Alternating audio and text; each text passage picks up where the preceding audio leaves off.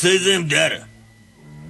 Sorry ndanonoka network yanga ichimboti netsei kunoku but muri kundinzwa mushe here? Ya ndiri kunzwa mushe, no problem. Inombonetsawo kana kunoku. Kwenyu kutori nani? Handiti maproblems ese anotangira kunoku. Ko wadi? Anyway, mukuru tiri kuona ka birthday iri pakadai so yadai kusvika.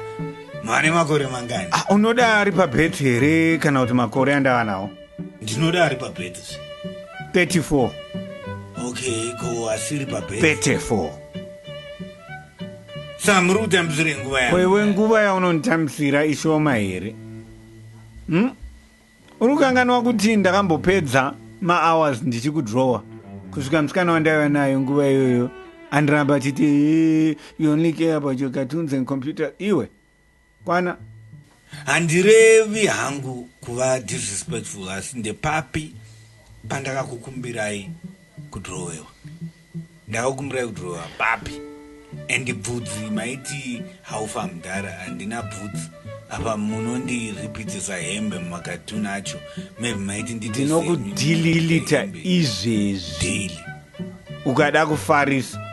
Anyway, wanga uchida kubvunza kuti kudii munext question. Munorora rini mudhara?